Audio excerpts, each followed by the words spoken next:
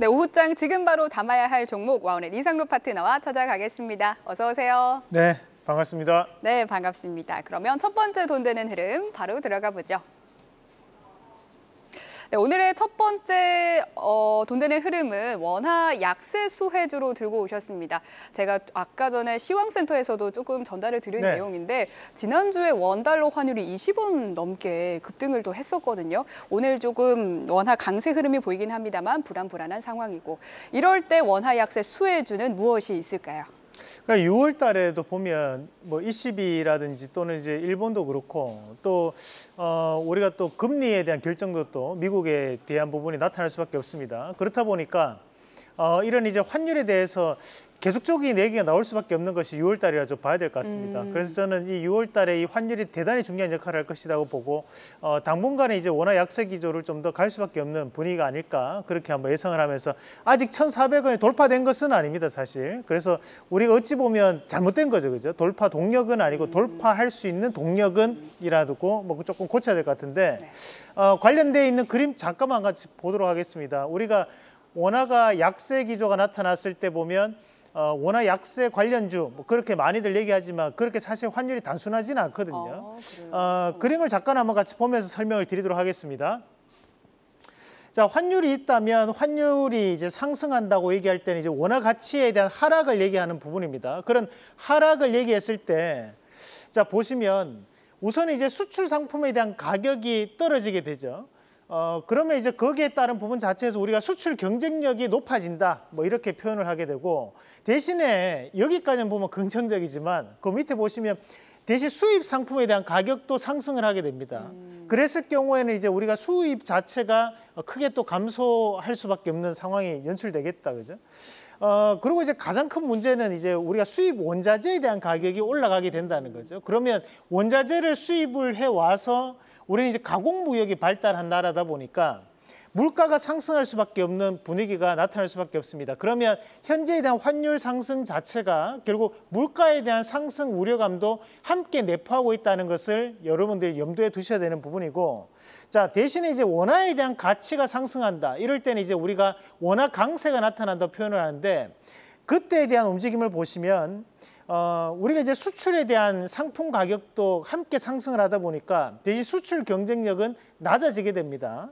다만 이제 수입 원자재 가격도 함께 낮아지게 되니까 우리가 해외 여행 갈 땐 좀 더 쉽죠. 왜냐하면 원화에 대한 가치가 높아져 있으니까 우리가 달러를 바꾸기도 쉽고 우리 해외 여행 갈 때도 좀 더 우리나라 돈의 가치보다 좀 더 높게 상대적으로 높게 형성될 때가 많으니까 해외여행을 갈 때가 좀 좋은 환경이 여건이 형성될 수 있고 다만 최근같이 원화 약세가 기존 이어진다면 해외로 돈을 보내시는 분들이라든지 또는 이런 해외여행을 준비하고 계신 분들한테는 상당히 조금은 힘든 여건들이 형성될 수 있다는 부분으로 좀 판단을 해봐야 될 것 같습니다. 그럼 이제 주식시장에는 어떤 영향을 미칠 수 있는지 다음 그림 한번 같이 보시면 우리가 일부 이제 환율에 대한 민감도라고 표현을 하겠습니다. 그래서 단순하게 원화 약세 수혜주가 있다라고 보기보다는 최근에는 이제 이런 여러 가지 복합적인 환경들이 존재를 하기 때문에 대체적인 부분으로 보면 우선은 우리가 이제 조선업종 같은 경우에도 원달러 환율이 상승했을 때 수혜를 보는 기업들이 많습니다.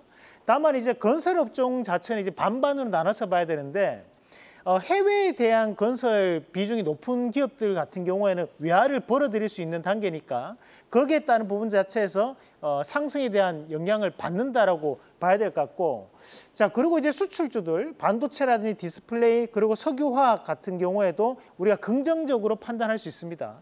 다만 이제 우리가 반도체라든지 디스플레이 같은 경우에는 원자재를 또 수입을 해와야 되는 입장이기 때문에 거기에 따른 부분 자체에서는 일부 제한적 영향을 또 받을 수 있다는 것도 참고를 해볼 필요가 있습니다.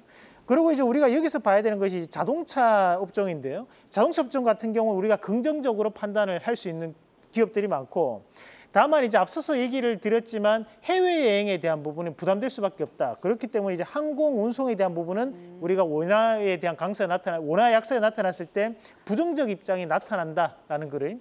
이 그림을 여러분들이 반드시 좀 참고를 하셔가지고 뭐 사진을 찍어 놓으셔도 됩니다. 활용을 하시면서 참고 자료를 좀 쓰시면 좋을 것 같고, 자 그럼 본격적으로 종목군 한번 같이 보시면 우선 현대차부터 한번 같이 보도록 하겠습니다. 우리가 이제 현대차 같은 경우 어게인 2008이라고 제가 얘기를 하는데 2008년도에 현대차가 대시세가 나타났을 때도 원화 약세, 그리고 엔화 강세, 그리고 또 한 가지 바로 미국 진출이 있었습니다. 현재도 마찬가지로 그에 따른 영향력이 나타난다고 보는데 우리가 이제 현대차 같은 경우 오늘에 대한 그림만을 본다면 뭐 전고점 과연 돌파할까 고민이 될 수 있는 자리인데요.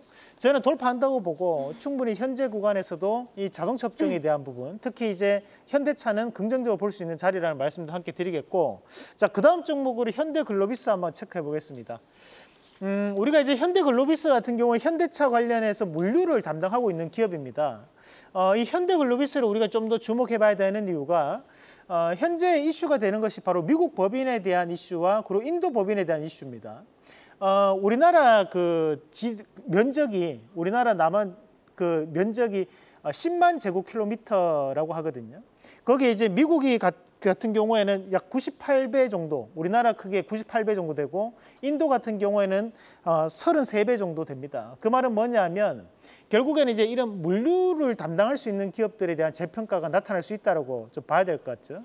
그러면 이제 현대글로비스 같은 경우에는 지금 현재 오늘에 대한 상승 자체가 상당히 의미를 줄 수 있는 상승이 될 수 있기 때문에 우리가 이런 현대글로비스도 다시 한번 더 좀 체크해 보신 전략 말씀을 드리겠고, 현대차 그룹주 그리고 현대차 관련된 자동차 부품주들도 함께 보신다면 충분히 이런 원화 약세 수혜주가 될 수 있는 기업들이 아닌가 말씀을 드리도록 하겠습니다. 네, 원달러 환율 강세에 따른 수혜주들 현대차와 현대글로비스 살펴봤습니다. 그럼 두 번째 돈 되는 흐름도 바로 들어가 보죠. 네, 두 번째 돈 되는 흐름은 조선주로 들고 오셨습니다. 오늘 뭐 피팅과 밸브, 강광 같은 조선 기자재주는 오늘 가스 발견 이슈에 좀 강하게 떴었는데 맞습니다. 조선주는 어떤 모멘텀이 있을까요?